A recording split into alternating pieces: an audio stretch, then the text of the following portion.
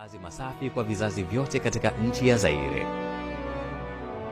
Lengo la Papa Wemba kuanzisha Saperos ni kuwatengenezea vijana wa Zaire kwa wakati ule nembo au alama yao ambayo ingewatambulisha nchini mwao na mataifa mengine.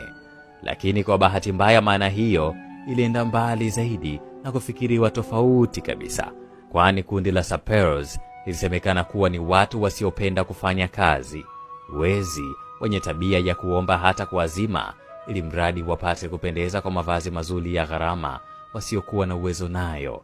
Haya maneno yalimuumiza sana Papa Wemba.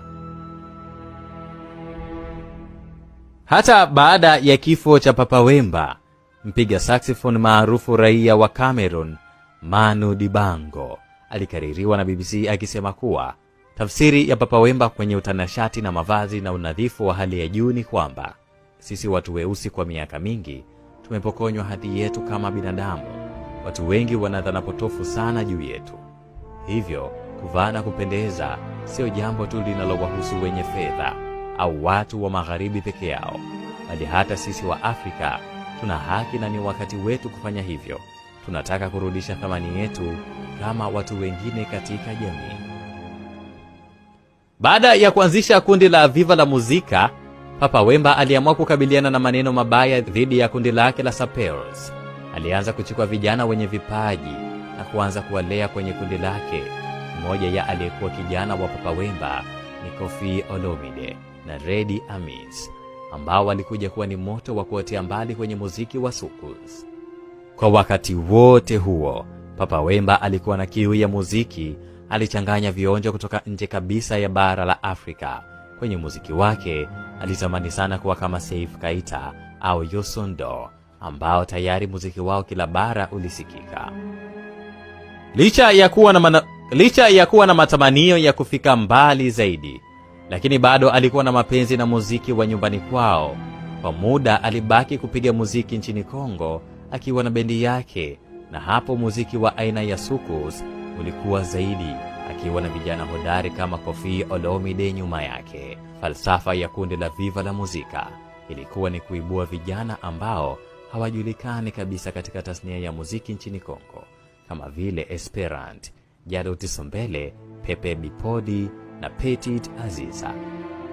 Nje ya waimbaji pia, Papa Wemba alifungua dunia kwa wapiga gita maarufu kabisa nchini Kongo kama vile Ringo Starr, Sriana pamoja na Bongo Wende. Kundi la Viva la Muzika lilipendelea sana kutumia kifaa cha asili ya muziki kiitwacho lokole na mtindo wa unenguaji aina ya mukonyonyo, bila ya kusahau fasheni za kwenda na wakati katika mavazi.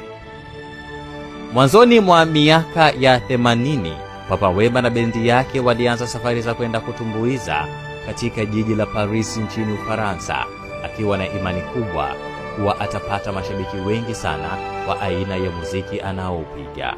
Papa Wemba akiwa na baadhi ya wasanii wa kundi la Viva la Muzika kama Ringo Starr waliamua kuchukua likizo ya miezi 6 hadi ilipofika mnamo mwaka 1979 ambapo alijiunga na kundi la Tabu Ley. Mnamo mwaka 1980 alihamia kabisa jijini Paris na kuunda version ya pili ya kundi la Viva la Muzika, na mwanzoni mwa miaka ya 90 Papa Wemba akatambulika sana kwa mtindo wa rumba, soukous na ndombolo, ambayo ilikuwa na vionjo kidogo vya Kilatini, rock na pop. Kundi la Viva la Muzika likawa na utambulisho wa sehemu mbili nchini Kongo na Paris, Ufaransa.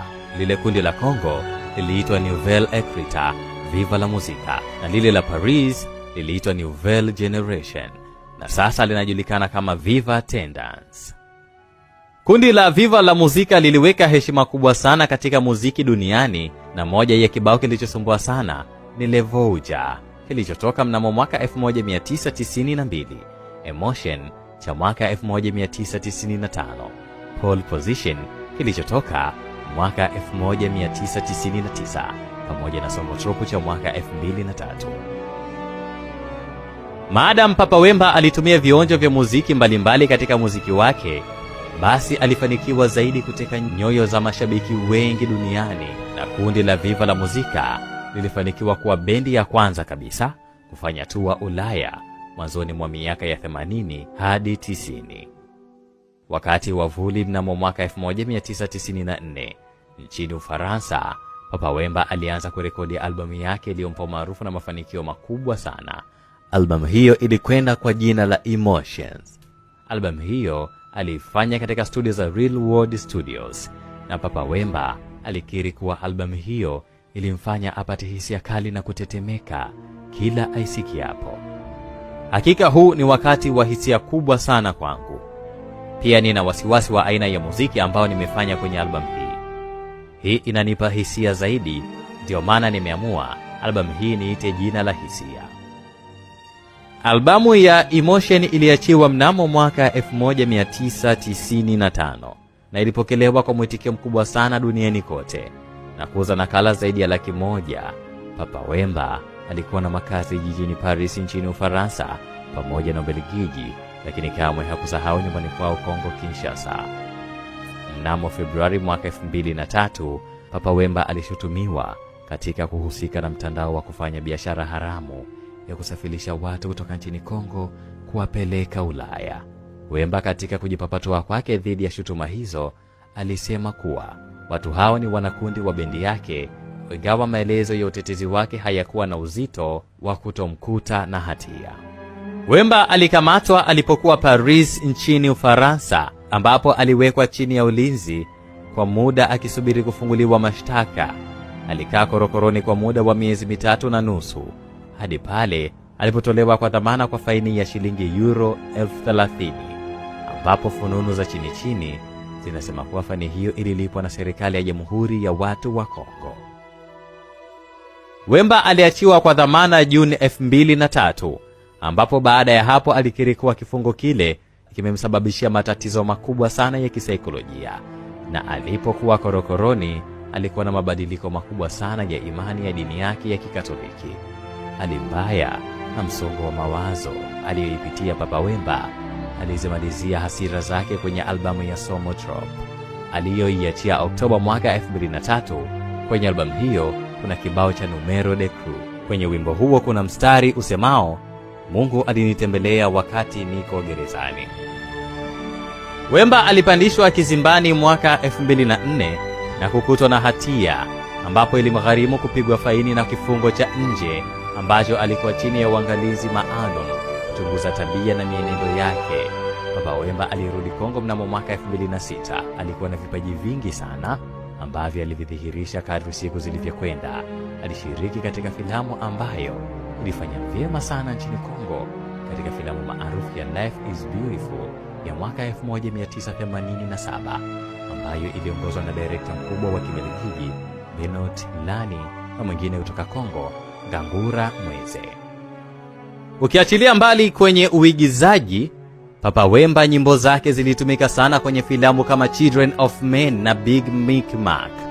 Na mwaka 2012 Wemba alibuka tena katika soko la filamu, ambapo alihusika na kucheza tamthilia ya Kibelgiji iliyoitwa Kinshasa Kids. Makala na tamthilia zote ambazo Papa Wemba alihusika zilipokelewa vizuri sana na mamilioni ya watu. Hakika watayarishaji wengi wa muziki duniani waliopata bahati ya kufanya kazi na Papa Wemba walivutika sana na sauti yake, na hawakusita kumuuliza siri ya sauti hiyo ya kuvutia. Wemba hakusita kumsifu mama yake kwa kusema kuwa kila pumzi ninayoitoa wakati naimba basi ni jitihada na mafunzo kutoka kwa mama yangu. Daima sitoacha kumwombea na kumkumbuka. Papa Wemba katika miongo takriban 5 ambayo amefanya muziki ameweza kujizolea mashabiki wengi sana, hasa katika nchi zinazozungumzwa lugha ya Kifaransa.